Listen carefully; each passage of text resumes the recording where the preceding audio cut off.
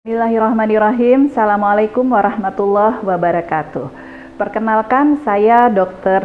Cut Marahyeni, SPOG Konsultan, dosen pada Fakultas Kedokteran Universitas Yahkuala. Pada kesempatan ini, saya akan mendemonstrasikan keterampilan persalinan normal. Adapun tujuan keterampilan ini adalah untuk menunjukkan tata cara melakukan pertolongan persalinan normal secara sistematis dan benar. Selanjutnya, sebagai penolong persalinan, pastikan bahwa pasien yang ingin melahirkan itu sudah mengosongkan kandung kemih. Kemudian kita persilahkan naik ke meja persalinan sambil menjelaskan bahwa dapat mengenal tanda-tanda kala dua, diantaranya yaitu dorongan pada anus, dorongan meneran, kemudian vulva membuka, tekanan pada anus, perineum menonjol, dan sphincter ani juga membuka. Langkah berikutnya adalah mempersiapkan peralatan dalam menolong persalinan. Yang pertama adalah klem Koher dan pinset anatomis dan pinset chirurgis, gunting jaringan dan gunting benang, kemudian pinset untuk mengisi oksitosin dan tentunya klem tali pusat. Kemudian untuk APD yaitu kita harus persiapkan apron, kemudian kacamata Google, masker yang akan kita gunakan, serta handskun steril. Dan 2 handuk yang akan digunakan untuk di bawah maupun di atas perut ibu. Langkah berikutnya, posisi penolong berada di depan pasien, di mana pasien sudah dalam keadaan posisi litotomi. Kita pastikan bahwa pembukaan sudah lengkap dengan melakukan pemeriksaan dalam. Pastikan bahwa selaput ketuban sudah pecah. Kalau selaput ketuban belum pecah, maka selaput ketuban harus dipecahkan. Selanjutnya, sarung tangan dibuka dan dimasukkan ke dalam air yang sudah mengandung klorin. Langkah berikutnya adalah menentukan detak jantung janin sesuai dengan posisi punggung daripada janin, di mana detak jantung janin yang normal adalah 120 sampai 160 kali per menit.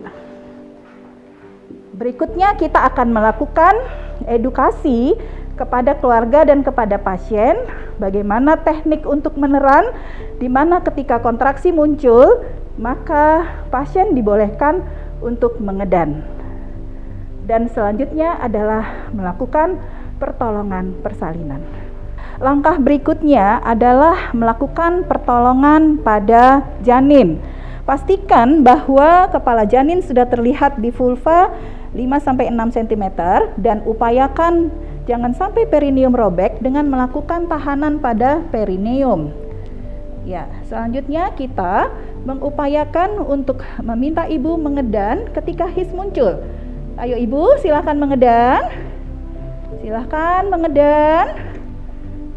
Kemudian posisi tangan kiri mencegah defleksi kepala dengan melakukan defleksi, mencegah ekstensi maksud saya.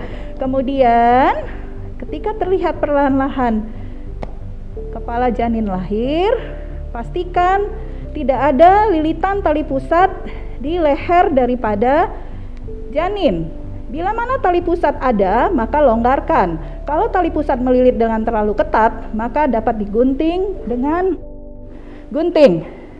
Kemudian biarkan janin mengalami putaran paksi luar. Dengan tangan biparietal, maka penolong akan melakukan pertolongan kelahiran daripada bahu daripada janin, yaitu menarik ke arah posterior untuk melahirkan bahu depan dan ke arah anterior untuk melahirkan bahu belakang, dan selanjutnya sanggar susun, maka lahirlah badan seluruhnya. Selanjutnya bayi akan diletakkan di atas perut ibu. Berikutnya, setelah bayi lahir, maka pastikan bayi dapat bernafas spontan sambil mengeringkan tubuh daripada bayi dengan melakukan pengeringan pada handuk yang sudah kita letakkan di atas perut ibu. Langkah berikutnya, kita harus melakukan pengecekan pada fundus ibu dan kita katakan, Bu, bayinya tunggal ya, tidak kembar. Nah, setelah memastikan bahwa bayinya itu tunggal, selanjutnya kita melakukan penyuntikan oksitosin yang sudah kita isi sebelumnya dengan oksitosin 1 ampul dengan dosis 10 international unit intramuskular. Biasa kita akan lakukan penyuntikan di paha anterior. Kita suntik. Dan selesai penyuntikan, maka langkah berikutnya kita akan melakukan pemotongan dan pengikatan tali pusat.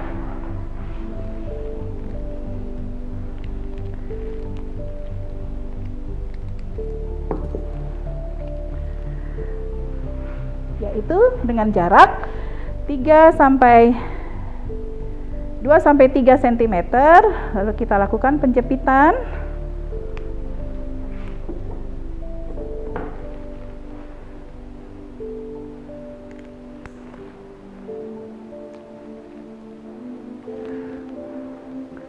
Selanjutnya, tali pusat digunting. Langkah berikutnya adalah melakukan pertolongan persalinan plasenta, yaitu kala 3. Setelah kita melakukan penegangan tali pusat terkendali dan memastikan plasenta sudah lepas dari tempat implantasinya dengan 3 metode tadi, Kushner, Klein, dan Stresemann, maka kita akan menolong persalinan plasenta ya dengan meletakkan klem ini 4-5 cm. Kemudian kita akan lahirkan plasenta dan pastikan bahwa jumlah plasenta cotyledonnya lahir dengan lengkap dan kita tempatkan di tempat plasenta.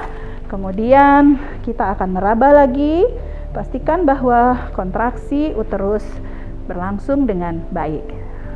Langkah berikutnya, setelah plasenta kita lahirkan, tentu kita akan melakukan evaluasi perineum untuk menilai apakah ada tidaknya robekan jalan lahir. Ya. Kemudian selanjutnya kita akan mengajarkan untuk ibu dan keluarganya melakukan masase agar memastikan kontraksi uterus itu berlangsung dengan baik dan selanjutnya menilai jumlah perdarahan yang terjadi pada persalinan ini. Langkah berikutnya kita akan melakukan evaluasi tekanan darah dan nadi pada ibu sambil membersihkan badan ibu dari sisa-sisa perdarahan yang terjadi pada persalinan dan pastikan ibu akan merasa nyaman. Dan selanjutnya kita akan membuang bahan-bahan bekas pakai yang kita gunakan di dalam tempat sampah yang sudah ditentukan.